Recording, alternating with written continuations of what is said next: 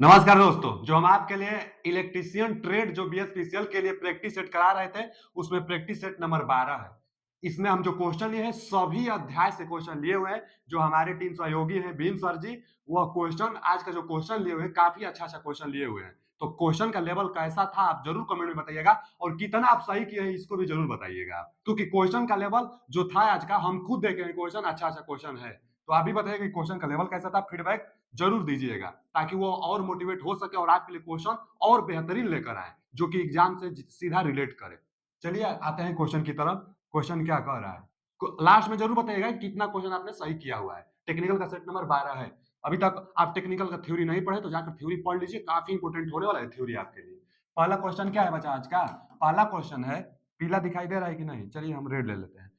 यदि प्रतिशत armature drop 2% है, तो 200 वोल्ट डीसी शंट मोटर में प्रेरित काउंटर ईएमएफ क्या होगा? सबसे पहला बात ये देखिए ना, काउंटर ईएमएफ की बात कर रहा है। काउंटर ईएमएफ को बैक ईएमएफ कहते हैं। देखिए हम जितना बताने वाले, आज समझा समझा कर बताने वाले, टाइम भरपूर है हमारे पास। तो क्वेश्चन का लेवल, हर अध्याय से क्वेश्चन लिया गया है, 22 क्वेश्चन, 22-21 के आसपास क्वेश्चन भी है, और हर एक क्वेश्चन का हम डीपली से विस्तार करने वाले, ध्यान से सुनिएगा। पहले पूछा यहाँ पर काउंटर ईएमएफ। काउंटर ईएमएफ को हम लोग बैक ईएमएफ कहते हैं जी, ठीक है। बैक ईएमएफ कहां आता है? मोटर में आता है बैक ईएमएफ। क्या होता है बैक ईएमएफ? तो जितना सप्लाई मोटर को दिया जाता है, उस सप्लाई का विरोध करता है बैक ईएमएफ। यह बैक ईएमएफ सप्लाई वोल्टेज के विरोध करता है, तो उसके बराबर होने का प्रयास करता है, लेकिन बराबर नहीं हो पाता है। जो बैक ईएमएफ होता है, यह सप्लाई वोल्टेज जो मोटर को सप्लाई देंगे, उसका बराबर, एकदम उसी का विरोध करेगा, उसके बराबर होना चाहेगा, लेकिन हो नहीं पाता है, क्योंकि कुछ लॉसेस होता है। तो जितना सप्लाई दिए हैं उसमें से लॉसेस घटा दीजिए। अच्छा, लॉसेस क्या होता है? आर्मेचर का रेजिस्टेंस होगा, और आर्मेचर करंट कुछ लेगा ही, तो इस आर्मेचर रेजिस्टेंस के कारण कुछ वोल्टेज ड्रॉप हो जाता है। वही वोल्टेज ड्रॉप बस घटा दीजिए, बाकी जितना वोल्टेज बचेगा वो बैक ईएमएफ के बराबर हो ही जाता है। तो बैक ईएमएफ के बराबर सप्लाई वोल्टेज से थोड़ा सा कम बैक ईएमएफ आता है। यही बैक ईएमएफ चाहे काउंटर ईएमएफ का मान पूछा हुआ है। सप्लाई वोल्टेज में दिया हुआ है कि 200 वोल्ट सप्लाई वोल्टेज है, तो 200 वोल्ट से थोड़ा सा कम जो भी ऑप्शन होगा वही बैक ईएमएफ होगा। तो थोड़ा सा कम 196 भी होता है, 192 भी है। ये दोनों तो होगा नहीं, क्योंकि थोड़ा ज्यादा ही कम है। इसी दो में से कोई एक होगा। अच्छा, निकाल भी लेते हैं। 200 में से आर्मेचर ड्रॉप घटाइए। दिया है ना कि आर्मेचर ड्रॉप 2% है, तो 200 वोल्ट का 2% कितना आएगा? परसेंट में दिया है ना कि 2%, तो 200 का निकाल लीजिए। 2% 2% आप निकालेंगे तो 2 दूना के 4 आ रहा है। 2% तो 4 निकल कर आए, तो 4 घटा दीजिए। 4 घटाएंगे तो 196 वोल्टेज का। B option is right answer. Bike में आप समझ गए, सप्लाई वोल्टेज का विरोध करता है। चलिए आगे चलते हैं। अगला क्वेश्चन है कि 3 पॉइंट स्टार्टर स्टार्टिंग में आर्मेचर करंट को कंट्रोल करने के लिए स्टार्टर का प्रयोग किया जाता है। स्टार्टर 3 पॉइंट स्टार्टर है, तो 2 पॉइंट स्टार्टर, 3 पॉइंट स्टार्टर और 4 पॉइंट स्टार्टर होता है, जो कि डीसी मोटर को स्टार्ट करने के लिए प्रयोग किया जाता है। क्यों पूछता है क्वेश्चन, स्टार्टर का प्रयोग क्यों किया जाता है? क्योंकि स्टार्टिंग में आर्मेचर करंट ज्यादा होता है, उसको कंट्रोल करने के लिए, मतलब किसका प्रयोग किया जाता है? स्टार्टर का प्रयोग किया जाता है। स्टार्टर मतलब स्टार्ट कराने के लिए, मोटर को स्टार्ट कराने के लिए। तो 3 पॉइंट स्टार्टर में निम्नलिखित में से कौन सा टर्मिनल नहीं होता है? तो जो 3 पॉइंट स्टार्टर होगा, क्या नहीं होगा? तो आर्मेचर टर्मिनल होता है, फील्ड टर्मिनल होता है, और लाइन टर्मिनल होता है। ये टर्मिनल नहीं होता है। तो इस क्वेश्चन का जवाब क्या होगा? कौन नहीं होता है? कौन नहीं होता है? तो शून्य वोल्ट का कॉइल नहीं होता है। 3 पॉइंट स्टार्टर किसके लिए? तो शंट मोटर के लिए प्रयोग किया जाता है 3 point starter. 2 point starter series motor के लिए प्रयोग किया जाता है, और 4 पॉइंट स्टार्टर शंट मोटर और कंपाउंड मोटर दोनों के लिए किया जाता है। देखिए स्टार्टर, यहाँ पर जो स्टार्टर है ना, आप फिगर देखकर बता सकते हैं क्या कि कितने पॉइंट वाला स्टार्टर है? फिगर देखकर आप सोच लीजिए, सोच लिए होंगे। 4 पॉइंट स्टार्टर है। कहां से पकड़ाएगा? यहां से पकड़िए। देखिए आर्मेचर होता है, फील्ड वाला होता है, माने आर्मेचर टर्मिनल आर्मेचर में जाकर जुटेगा, यही वाला ना आर्मेचर वाला है। देखिए आर्मेचर से जुटा है। फील्ड जो टर्मिनल होता है, फील्ड से जुटता है, फील्ड वाइंडिंग जो होती है। और लाइन वाला लाइन से जुटेगा, तो L1 और L2। तो यह 4 पॉइंट है, L1 L2 FA। जबकि 3 पॉइंट में क्या हम बताए थे? आर्मेचर, फील्ड और लाइन। अच्छा, जो 4 पॉइंट स्टार्टर होता है, इसमें बेस स्पीड से, जो रेटेड स्पीड होता है, उससे ज्यादा भी स्पीड किया जा सकता है, उससे कम भी स्पीड किया जा सकता है। स्टार्टर स्पीड ना करेगा। अच्छा जी, जो 3 पॉइंट स्टार्टर था, उसमें जो बेस स्पीड होता है, उससे कम स्पीड पर कंट्रोल किया जाता है, कम स्पीड किया जाता है। तो ठीक है, 3 पॉइंट स्टार्टर, 4 पॉइंट स्टार्टर हम बता दिए, शंट और कंपाउंड दोनों के लिए किया जाता है।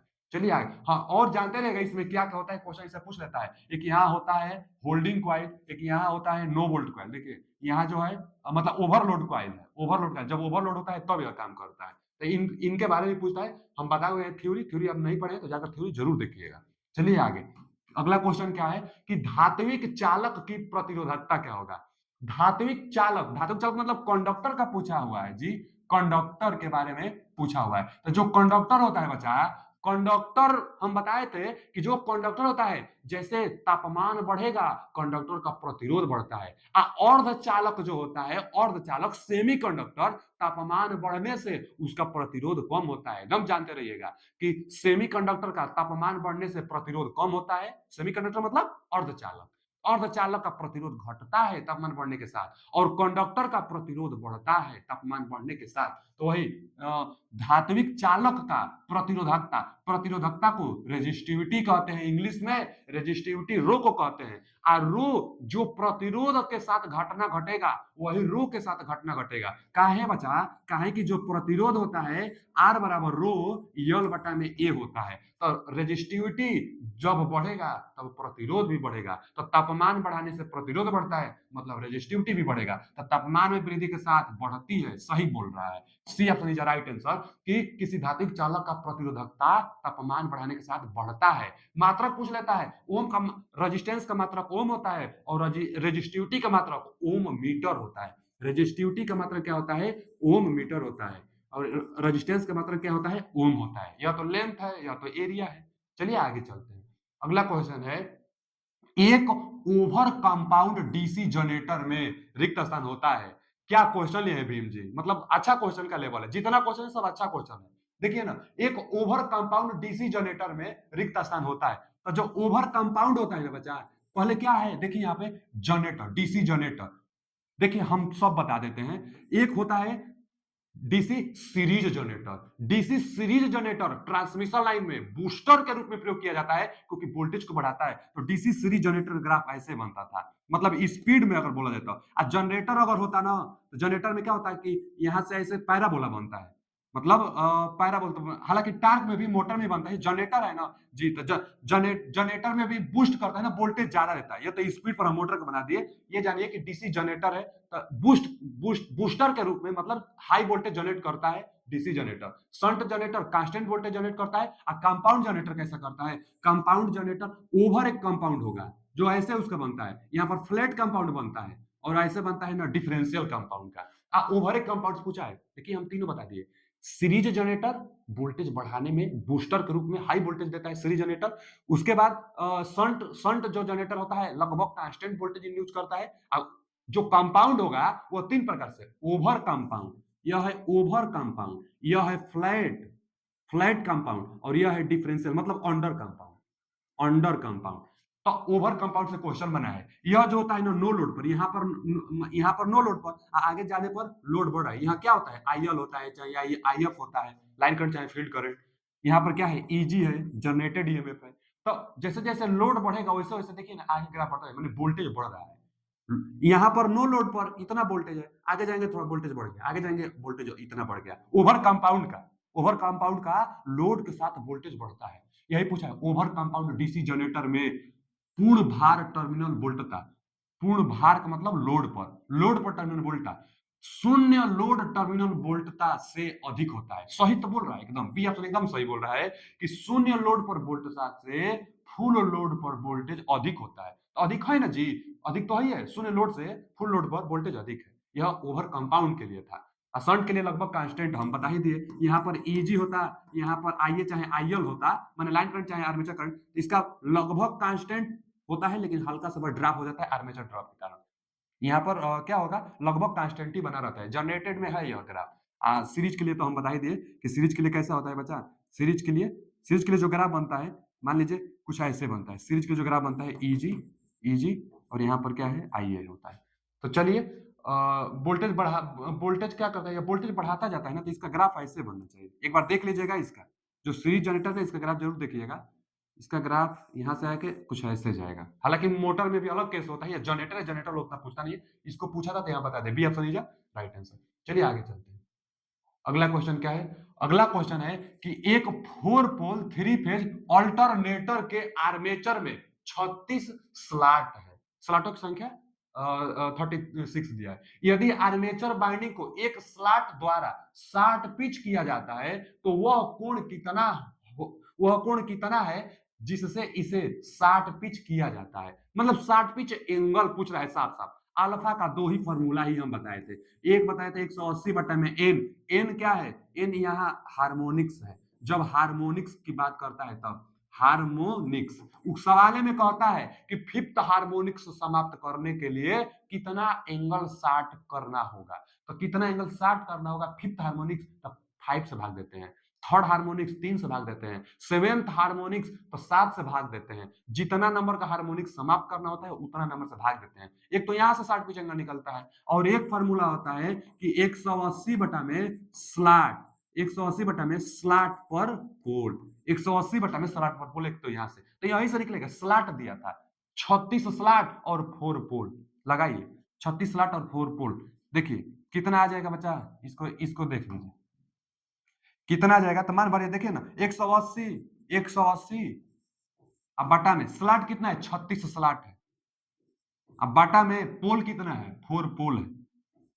तो यहां से 4 नाम 36 और 9 दूना 18 20 अंश आ रहा है। 20 अंश आ रहा है। 20 अंश आ रहा है। D option is right answer. छोटा सा फॉर्मूला 180 बटा में स्लॉट पर पोल स्लॉट 36 पोल 4 4 9 36 9 दूना 18 20 अंश आ गया।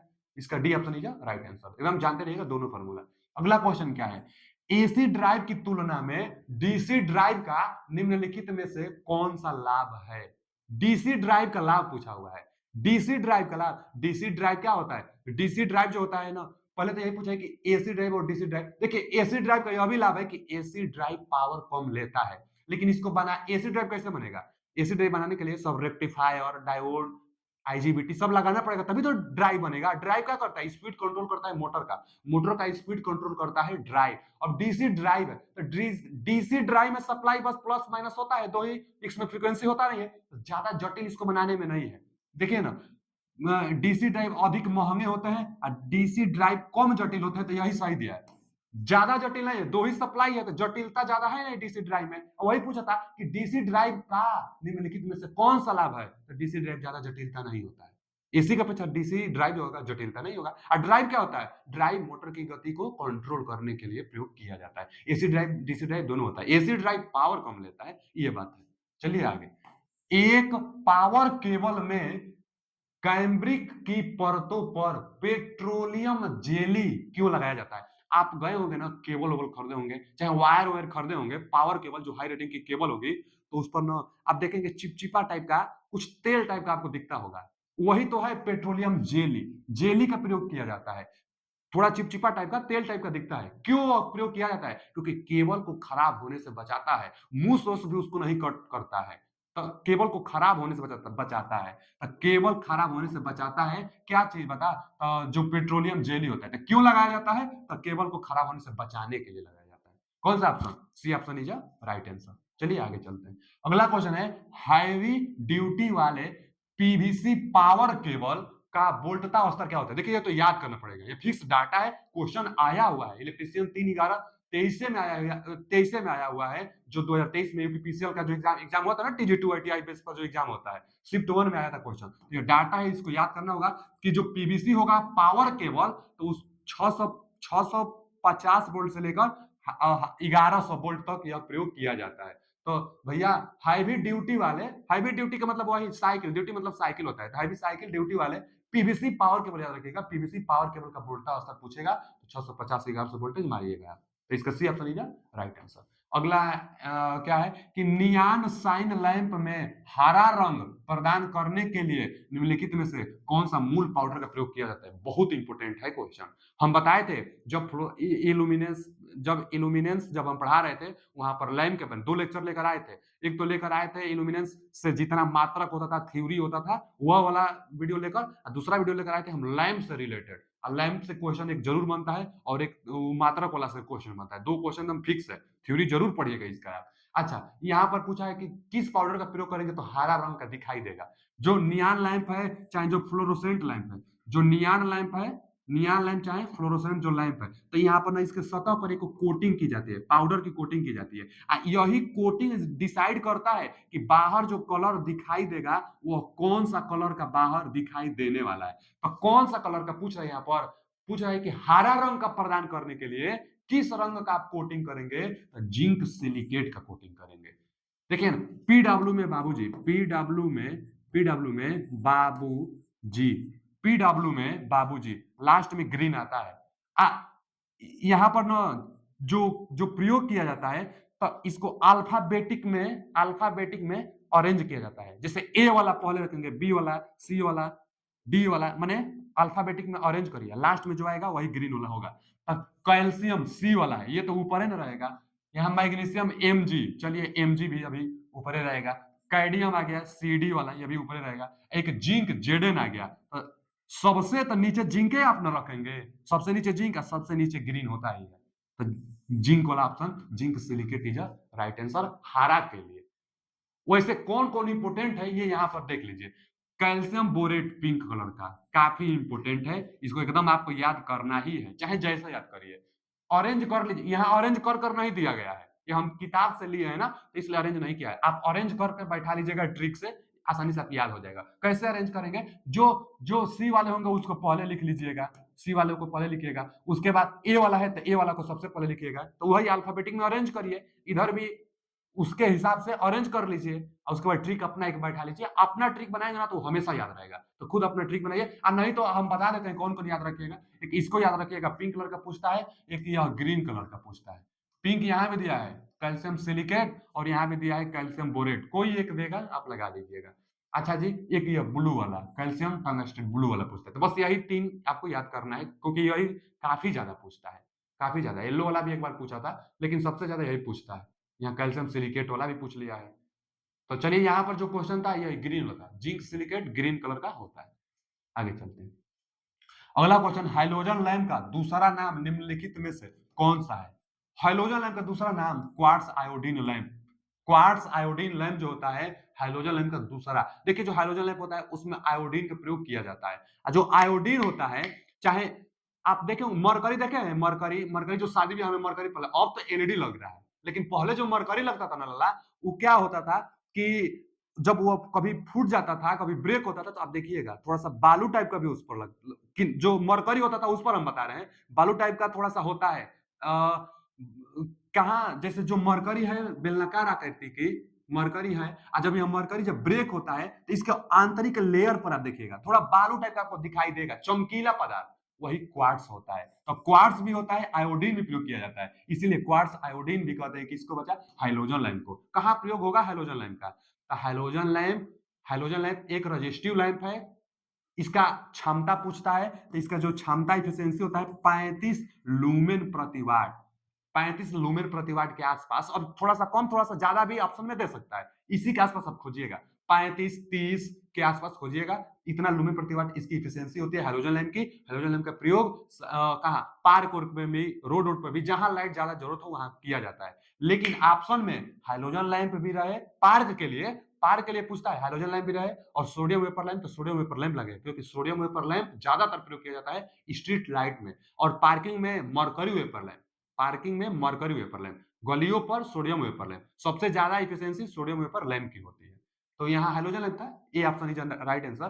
क्वार्ट्ज आयोडीन लैंप के नाम से भी जाना जाता है उसको। अच्छा आगे, प्लेट इलेक्ट्रोड को इस तरह से गाड़ा जाना चाहिए कि उनकी शीर्ष कोर जमीन की सतह से रिक्त स्थान से कम की गहराई पर न हो। यह अर्थिंग से क्वेश्चन बनाया हुआ है। आईई रूल नंबर 90 में अर्थिंग से रिलेटेड जानकारी दी गई है। अब IE rule number, Indian electricity rule 90 में क्या जानकारी दिया गया है, बहुत कुछ जानकारी दिया गया है, हम बताए भी थे, आप जाकर जरूर पढ़िएगा वीडियो। लेकिन यह बताया गया था कि जो अर्थिंग के लिए इलेक्ट्रोड आप लगाएंगे, कम से कम उसकी गहराई स्ट्रीट को छोड़कर, पहला देखिए अर्थिंग 4 प्रकार से होता है, 1 2 3 और एक बचा 4 होता है। तो पहला हमारा था स्ट्रिप अर्थिंग। उसके बाद हम स्ट्रिप अर्थिंग के बाद बताए थे रॉड अर्थिंग जो घरेलू हम लोग करते हैं, रॉड लगा देते हैं, बालुई मिट्टी में करते हैं, स्ट्रिप का पथरीली मिट्टी पर। तीसरा बताए थे हम पाइप अर्थिंग, जो किफायती होता है ज्यादातर यही इसी का प्रयोग किया जाता है, बजट अनुसार यह होता है। उसके बाद प्लेट अर्थिंग, प्लेट अर्थिंग सबसे महंगा होता है। प्लेट अर्थिंग, उसके बाद प्लेट अर्थिंग। तो यह जो 4 प्रकार से अर्थिंग है ना, सबसे ज्यादा इनसे पूछता है क्वेश्चन। तो स्ट्रिप को छोड़कर, स्ट्रिप तो 10.5 मीटर, पथरीली जगह पर ज्यादा गड्ढा नहीं खोद पाएंगे, तो 10.5 मीटर केवल इसके लिए गहराई डिमांड होता है। 10.5 मीटर गहराई पर 36 में स्ट्रिप रखी जाती है। इसकी साइज कितना होता है, तब 25 mm बाई 4 mm जो स्ट्रिप होगी 36 रखी जाती है। इतना पथरीली जगह पर 10.5 मीटर गहराई पर रखी जाती है। बाकी इन सब के लिए कम से कम गहराई 1.5 मीटर होता है। तो स्ट्रिप तो बोला नहीं है, माने इसी के लिए पूछ रहा है। चाहे ऐसे जनरली भी पूछ देगा तो कितना गहराई कम से कम रखी जाती है इलेक्ट्रोड के लिए, तो 1.5 मीटर कम से कम। इससे ज्यादा ही होना चाहिए, लेकिन इससे कम गहराई नहीं होनी चाहिए। तो अर्थिंग के लिए 1.5 मीटर से कम गहराई नहीं होनी चाहिए। कितना गड्ढा खोदा जाना चाहिए बच्चा, तो कम से 1.5 मीटर। बाकी इससे ज्यादा और कोई ऑप्शन भी नहीं है, कम से कम इतना खोदा जाना चाहिए। देखिए रॉड अर्थिंग की लंबाई बता ही दिए, कम से कम 1.5 मीटर। अपने बजट अनुसार, अपने रिक्वायरमेंट अनुसार रॉड की लंबाई ले लेंगे आप। लेकिन पाइप और प्लेट अर्थिंग जो होता है ना, इनकी साइज फिक्स होता है। तो कितना होता है, देखिए पाइप अर्थिंग तो सबसे ज्यादा प्रयोग किया जाता है औद्योगिक में भी, घरों में भी, बड़े बड़े घरों में भी किया जाता है। और पाइप अर्थिंग जो होता है बच्चा, 38 mm व्यास का पाइप लिया जाता है। और लंबाई कितना, तो लंबाई कम से कम 1.5 मीटर, इससे ज्यादा ही होना चाहिए। और गड्ढा कितना धरती में खोदकर लगाते हैं, तो टोटल साइज कितना हो जाता है, 2.5 से 3 मीटर। इसको अरेंज करने में टोटल लंबाई हो पाती है 2.5 से 3 मीटर हो जाती है। अच्छा, प्लेट अर्थिंग क्या होता है, प्लेट अर्थिंग का जो आप साइज लेंगे, प्लेट अर्थिंग में प्लेट का इस्तेमाल करेंगे, तब प्लेट दो तरीका से लिया जाता है। एक जीआई प्लेट भी लिया जाता है, एक कॉपर का प्लेट भी लिया जाता है। आयताकार प्लेट लिया जाता है ना, तो जो यह प्लेट लिया जाता है, प्लेट अर्थिंग की हम बात कर रहे हैं, प्लेट अर्थिंग की हम बात कर रहे हैं। तो जो जो प्लेट अर्थिंग की साइज लिया जाता है, तो कितना लिया जाता है बच्चा, यह प्लेट है, मोटाई भी है इसका कुछ, तो 60x60, 60x60 सेमी में वर्गाकार यह होता है, ठीक है ना, वर्गाकार होता है। तो 60x60, 60x60, 60 सेमी गुणे 60 सेमी। अब मोटाई कितना बचा, इसकी मोटाई कितना ली जाती है, तो अगर जीआई का होगा, देखिए हम कहाँ लिख दे रहे हैं, थोड़ा सा इसको ऊपर कर रहे हैं और अच्छा से हम लिख दे रहे हैं, आप भी नोट डाउन इसको कर लीजिएगा, यह क्वेश्चन पूछता है। तो जीआई का अगर आप प्लेट ले रहे हैं, तो कितना लेंगे, 60 सेमी गुणे 60 सेमी गुणे 6.35 mm। एकदम ध्यान दीजिएगा, यह मोटाई है mm में ली जाती है, तो 6.35 mm। यह 60 सेमी गुणे 60 सेमी। अगर कापर का आप प्लेट ले रहे हैं, तो कापर का प्लेट भी 60 सेमी गुणे 60 सेमी गुणे 3.15 mm, मोटाई mm में, तो 3.15 mm लिया जाता है। एक बार क्वेश्चन दिया था, सबको mm में दिया था, तो सबको जब mm में करेगा ना, तो यहाँ 600 mm, 600 mm, आई तो इतना ही 3.15 mm ही होना चाहिए। तो यह कापर की साइज है प्लेट अर्थिंग में, कापर की, और यह जीआई की। अब कोई जीआई का लेता है, कोई कापर का लेता है। कापर का थोड़ा कम मोटा चाहिए, क्योंकि यह अच्छा कंडक्टिविटी होता है। अच्छा, जो इसको ले वर्टिकली रखेंगे हम लोग 15x15 सेमी के लेयर में, इसका पूरा प्रोसेस होता है। सबसे महंगा प्लेट अर्थिंग होता है, अब देखिएगा जरूर अर्थिंग वाला वीडियो, पूछता है क्वेश्चन। आगे चलिए, किस प्रकार के परिपथ वियोजक में संपर्कों के बीच अन्य परिपथ वियोजक की तुलना में हजारों गुना अधिक परावैद्युत सामर्थ्य बनाया जाता है। अच्छा, डाइलेक्ट्रिक स्ट्रेंथ सबसे ज्यादा, कितना ज्यादा, हजारों गुना डाइलेक्ट्रिक स्ट्रेंथ ज्यादा होता है।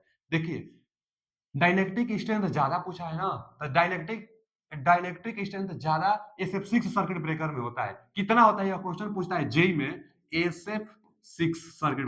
सल्फर हेक्सा, देखिए सल्फर, सी मतलब हेक्सा, एफ मतलब फ्लोरो, तो सल्फर हेक्सा फ्लोरो, फ्लोराइड देता है। सल्फर हेक्सा फ्लोराइड इसका फुल फॉर्म भी होता है, सल्फर हेक्सा फ्लोराइड होता है। SF6 सर्किट ब्रेकर, इसका डाइलेक्ट्रिक स्ट्रेंथ एयर से 2.5 गुना, मतलब 2.5 गुना ज्यादा होता है। यही क्वेश्चन पूछता है कि SF6 सर्किट ब्रेकर में dielectric strength, SF6 circuit breaker माने सल्फर हेक्सा फ्लोराइड का डाइलेक्ट्रिक स्ट्रेंथ एयर से कितना गुना ज्यादा होता है, तो 2.5 गुना, 2.5 गुना ज्यादा, 2.5 गुना ज्यादा डाइलेक्ट्रिक स्ट्रेंथ, डाइलेक्ट्रिक स्ट्रेंथ होता है, डाइलेक्ट्रिक स्ट्रेंथ होता है। किसके अपेक्षा बचा, एयर की अपेक्षा, किसके अपेक्षा? तो एयर से, एयर से। हवा की अपेक्षा, हवा का भी कुछ ना कुछ डाइलेक्ट्रिक स्ट्रेंथ होगा, तो एयर की अपेक्षा SF6 गैस का डाइलेक्ट्रिक स्ट्रेंथ 2.5 गुना ज्यादा होता है। तो अब यही पूछा भी है कि 1000 गुना तक ज्यादा, तो इसी में ना संभव है। इसका प्रयोग कहां करेंगे? SF6 सर्किट ब्रेकर का प्रयोग, SF6 सर्किट ब्रेकर का प्रयोग कितना केवी तक कर सकते हैं? तो 765 केवी तक प्रयोग किया जाता है। 765 के हाई वोल्टेज तक इसी का प्रयोग किया जाता है। बाकी आयोग इसका सही ऑप्शन सी माना हुआ है। आयोग इसका सही ऑप्शन सी माना हुआ है, जबकि इससे ज्यादा डाइलेक्ट्रिक स्ट्रेंथ यह निर्वात परिपथ वियोजक दिया है। निर्वात परिपथ वियोजक में डाइलेक्ट्रिक स्ट्रेंथ कहां होता है?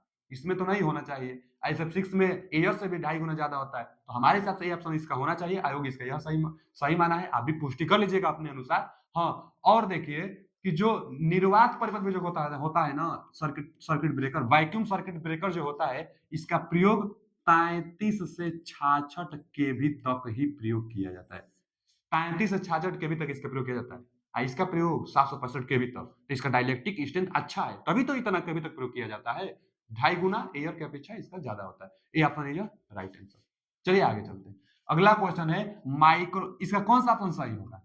इसका ऑप्शन कौन सा होगा? आप कमेंट में जरूर बताइएगा, अपने अनुसार सर्च करिएगा, सर्च करके जरूर बताइएगा कि कौन सा इसका ऑप्शन आपके अनुसार सही हो रहा है। एक क्वेश्चन पेंडिंग में हम है, हमारे हिसाब से तो भाई ये ऑप्शन चाहिए, लेकिन आप सर्च करके तब फिर बताइएगा कमेंट में। पेंडिंग में, या अभी पेंडिंग में यह है, ठीक है ना जी। चलिए अगला क्वेश्चन क्या है? अगला क्वेश्चन है कि माइक्रोवेव ओवन का कौन सा भाग माइक्रोवेव उत्पन्न करता है? ये तो कई बार, हजारों बार क्वेश्चन हम इसको बता दें, हजारों बार बताए होंगे कि जो मैग्नेट्रॉन होता है, मैग्नेट्रॉन क्या करता है माइक्रोवेव में? यही माइक्रोवेव उत्पन्न करता है। तो माइक्रोवेव उत्पन्न कौन करता है? तो मैग्नेट्रॉन करता है। अच्छा, माइक्रोवेव ओवन क्या होता है बच्चा? खाना पकाने के लिए शीशा के प्लेट में खाना को रखा जाता है, हाई फ्रीक्वेंसी 300 किलो हर्ट्ज तक की फ्रीक्वेंसी इसमें जाती है। इतना फ्रीक्वेंसी होता है कि टक्कर के कारण भोजन क्या होता है? पक जाता है। तो फ्रीक्वेंसी बहुत हाई होता है माइक्रोवेव में। तो माइक्रोवेव उत्पन्न कौन करेगा, यही पूछता है क्वेश्चन। जो मैग्नेट्रॉन होता है यही माइक्रोवेव उत्पन्न करता है। जी ठीक है, इसका तो question B option is right answer. चलिए आगे चलते हैं। आगे की एक मानक फूड मिक्सचर की घूर्णन गति, रिवॉल्यूशन स्पीड कितनी होती है? अच्छा, फूड मिक्सचर आया। मिक्सचर, मिक्सचर में किस मोटर का प्रयोग किया जाता है? तो यूनिवर्सल मोटर का, यूनिवर्सल मोटर का प्रयोग मिक्सचर में किया जाता है। जो यूनिवर्सल मोटर होता है AC DC दोनों पर काम किया जाता है। अच्छा, यूनिवर्सल मोटर AC DC दोनों पर लिख देते हैं। ये सब क्वेश्चन पूछता है, सब क्वेश्चन पूछता है। जो लगातार जुड़े हुए हैं होंगे हमसे, देखे होंगे कि बहुत बार यह क्वेश्चन आया हुआ है। तो AC DC दोनों पर यूनिवर्सल मोटर का प्रयोग किया जाता है। अच्छा, यूनिवर्सल मोटर DC मोटर की तरह बिहेवियर करता है। यूनिवर्सल मोटर DC मोटर की तरफ कैरेक्टरिस्टिक्स दिखाता है। तो जब DC मोटर की तरफ कैरेक्टरिस्टिक्स दिखाएगा तो DC मोटर का स्पीड बहुत ज्यादा होता है। इसका मतलब यूनिवर्सल मोटर, इसका मतलब फूड मिक्सचर का स्पीड ज्यादा होता है। इसका स्पीड ज्यादा कितना? 3000 से 14। कहां ज्यादा है? इसी का ना है ज्यादा। यूनिवर्सल मोटर का स्पीड सबसे ज्यादा 3000 से 14000 RPM तक होता है यूनिवर्सल मोटर, मतलब फूड मिक्सचर का। चलिए आगे चलते हैं। इसका C option is right answer. अगला क्वेश्चन है ट्रांसफार्मर का अधिकांश भाग लेमिनेटेड क्यों किया जाता है? ट्रांसफार्मर से रिलेटेड 4-5 क्वेश्चन एकदम कॉमन होता है, एकदम आना ही आना है। ट्रांसफार्मर अध्याय से 4-5 क्वेश्चन एकदम कॉमन है कि हर सेट में कोई ना कोई एक सवाल आएगा। पहला तो यह भी यही है एक सवाल कि लेमिनेटेड कोर को लेमिनेटेड क्यों किया जाता है? तो ईडी करंट को कम करने के लिए। इसका पहला ऑप्शन, ईडी करंट को भंवर हानि कहते हैं। तो भंवर हानि मतलब ईडी करंट को कम करने के लिए कोर को लेमिनेटेड किया जाता है। दूसरा सवाल देखिए, दूसरा सवाल कि कोर में सिलिकॉन मटेरियल क्यों प्रयोग किया जाता है? तो हिस्टेरिसिस हानि को कम करने के लिए। हिस्टेरिसिस, हिस्टेरिसिस, हिस्टेरिसिस हानि को, हिस्टेरिसिस, हिस्टेरिसिस HYS होता है ना हिस्टेरिसिस में। हिस्टेरिसिस हानि को, हिस्टेरिसिस हानि को, हिस्टेरिसिस लॉस को, हिस्टेरिसिस लॉस को कम करने के लिए कम करने के लिए सिलिकॉन का प्रयोग किया जाता है। दूसरा सवाल एकदम है कि कोर में सिलिकॉन क्यों? हिस्टेरेसिस लॉसेस कम करने के लिए। कोर को लेमिनेटेड मतलब पतला पतला ना कोर का प्रयोग किया जाता है, पतला पतला कोर, और उसी पर एक वार्निश का लेप किया जाता है, इंसुलेटेड लेप किया जाता है, ताकि ईडी करंट का मान घट जाए। तो ईडी करंट को कम करने के लिए लेमिनेटेड की मोटाई, तीसरा सवाल लेमिनेटेड की मोटाई, तो 0.35 mm से लेकर 0.5 mm तक आप लेमिनेटेड की मोटाई कर सकते हैं। लेमिनेटेड मोटाई मतलब जो पतला कोर है उस पर वार्निश का जो आप लेप लगाएंगे वो कितना पतला होना चाहिए, तो 0.35 mm से 0.5 mm तक लेमिनेटेड किया जाता है। किसका? तो कोर का। क्यों? क्योंकि एडी करंट लॉस को कम करने के लिए। देखिए तीसरा सवाल क्या पूछ सकता है ट्रांसफार्मर से कि कापर लॉस जो होता है, कापर लॉस कैसे ज्ञात किया जाता है? तो जो कापर लॉस होगी, हम लॉस से बता रहे हैं, तो जो कापर लॉस होगी, कापर लॉस 60 सर्किट से ज्ञात की जाती है। 60 सर्किट टेस्ट से कापर लॉस, यह एक वेरिएबल लॉसेस है। चौथा क्वेश्चन क्या है? Iron loss. इतना ही लॉस भी होता है ट्रांसफार्मर में, आयरन लॉस को ही हम लोग क्या कहते हैं बच्चा? कोर लॉस कहते हैं। यह फिक्स्ड लॉसेस होता है iron losses. Copper loss variable, जो कि फिक्स्ड लॉस होता है। और इसका ज्ञात करने के लिए ओपन सर्किट टेस्ट, तो ओपन सर्किट टेस्ट से आयरन लॉस, जब दोनों लॉस बराबर होता है तो उस समय ट्रांसफार्मर की एफिशिएंसी मैक्सिमम होती है, आप जानते होंगे। चलिए तो आगे बढ़ते हैं। इसका कौन सा option? A option is right answer. अगला क्वेश्चन क्या है कि निम्नलिखित में से कौन सा अनुप्रयोग ऑटो ट्रांसफार्मर के लिए सही है? ऑटो ट्रांसफार्मर का प्रयोग कहां होता है? देखते हैं। सप्लाई वितरण में ना, सप्लाई डिस्ट्रीब्यूट करने में तो डिस्ट्रीब्यूटर ट्रांसफार्मर का प्रयोग किया जाता है। दिया है 3 फेज मोटर में स्टार्टर के रूप में, ये तो दम सही है, पढ़े थे हम लोग।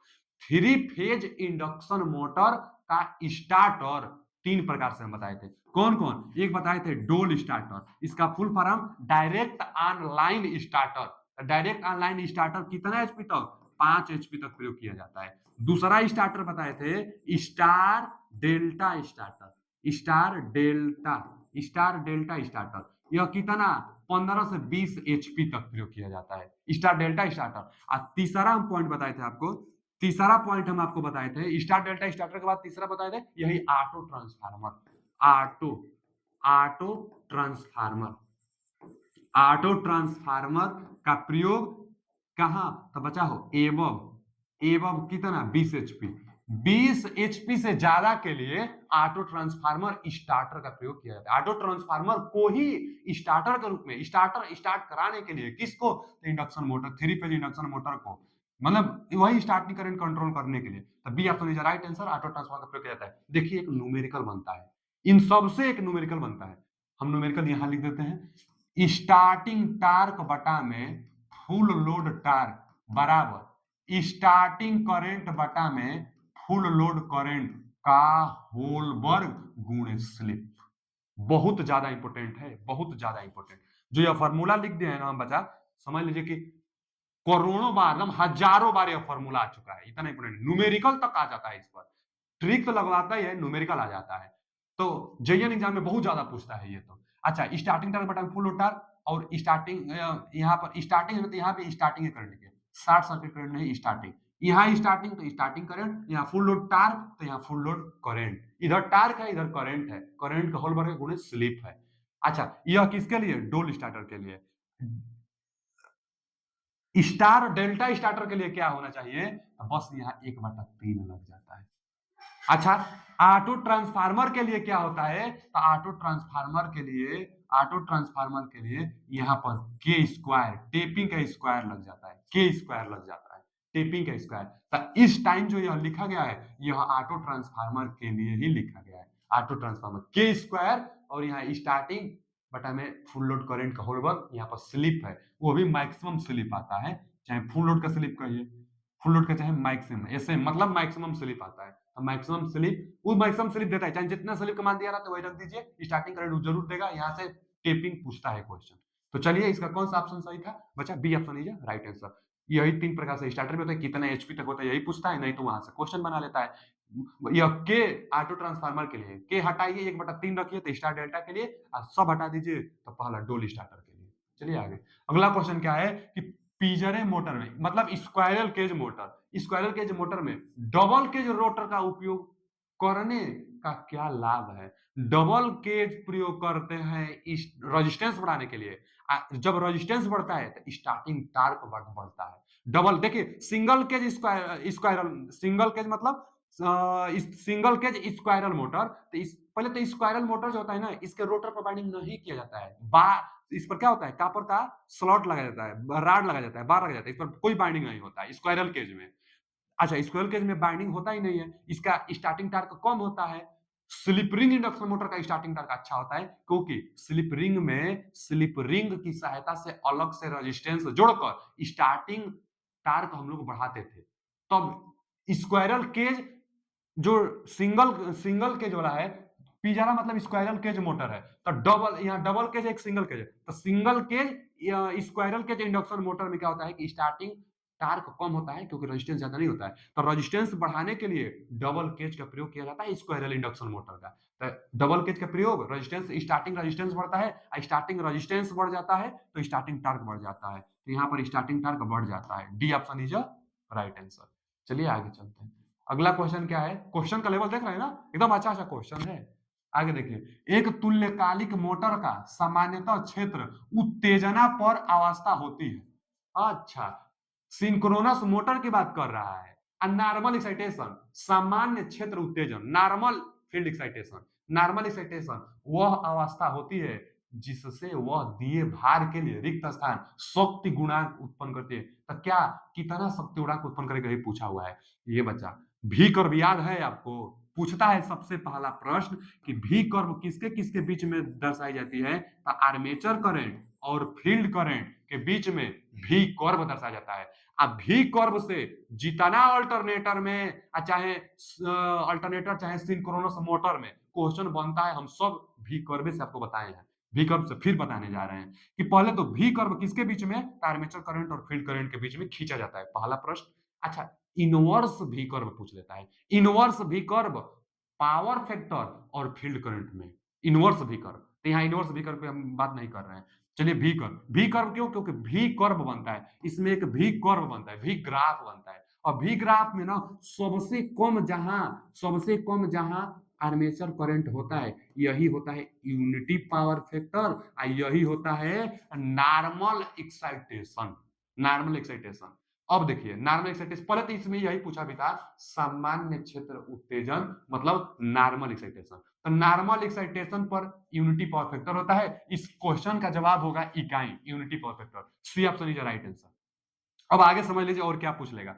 नॉर्मल एक्साइटेशन जब कहेगा ना, तो यूनिटी पावर फैक्टर होगा, जान लीजिएगा। अब देखिए, चाहे मोटर हो चाहे जनरेटर, नॉर्मल एक्साइटेशन में यूनिटी पावर फैक्टर ही होता है।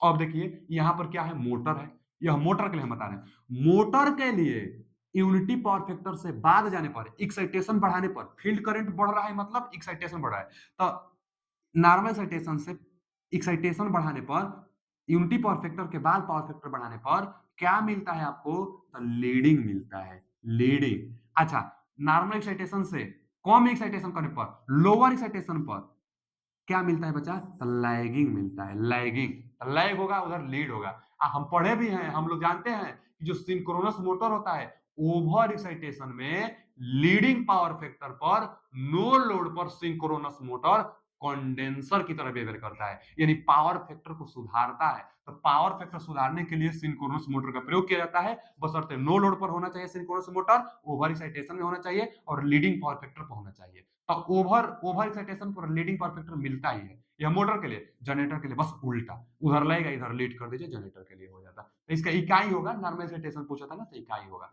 चलिए आज का लास्ट क्वेश्चन यही है, बाकी फिर हम आपके लिए हम सेट लेकर आते रहेंगे हमेशा। कंप्यूटर का क्लासेस भी चल रहा है, आप जुड़े रहिएगा।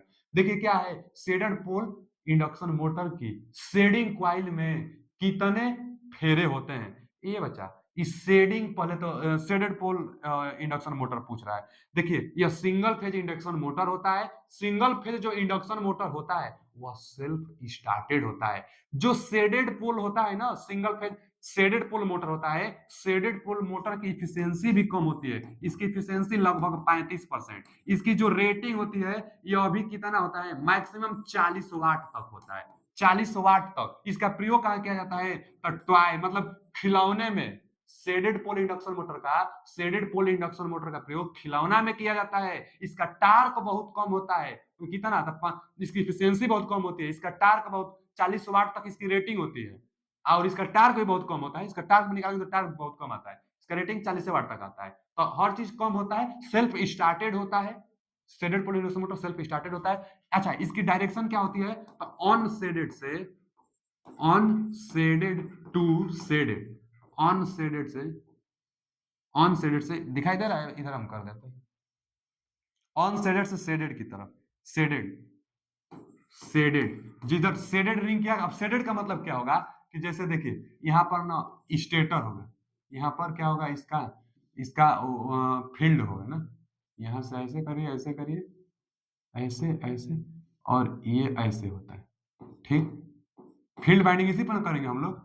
फील्ड बाइंडिंग मान लीजिए, इस पर मान लीजिए फील्ड बाइंडिंग कर रहे हैं, तो आप शेडेड करते हैं, यहाँ पर ना काट कर इसका भाग निकाल देते हैं। यहाँ पर क्या करते हैं बच्चा, इसका कुछ भाग काट कर हम लोग निकाल देते हैं ना, ये अब यहीं पर एक रिंग लगा देते हैं, इसी को हम लोग कहते हैं शेडेड।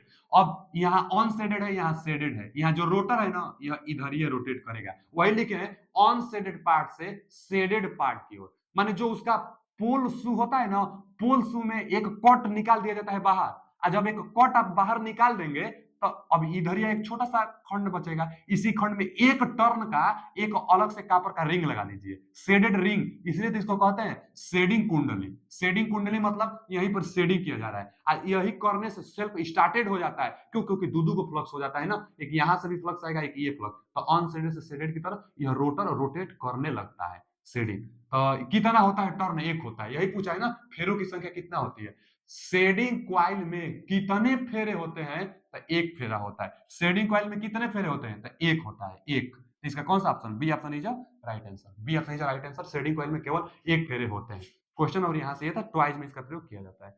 क्वेश्चन का लेवल कैसा था कमेंट में जरूर बताइएगा, कितना क्वेश्चन आपने सही किया। अगर भीम जी की मेहनत आपको अच्छी लगी हो, हमारी मेहनत अच्छी लगी हो, तो लाइक जरूर करिएगा। Thank you.